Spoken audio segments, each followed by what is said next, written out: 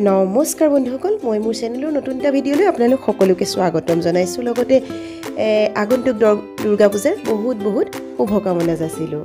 আৰু সকলোৱে নিজৰ নিজৰ সাজ পৰিধান কৰি ফটোশ্বুট কৰিছে আৰু মা দেৱী দুৰ্গায়ো নিজৰ সাজ পৰিধান কৰি আমাৰ মাজলৈ আহিছে।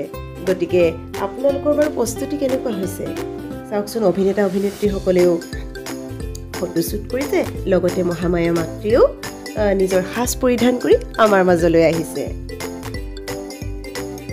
সুন্দৰকৈ এনেদৰে সাজ সজ্জা পৰিধান কৰা মাক দেখিলে সঁচাই অন্তৰখন ভৰি উঠে।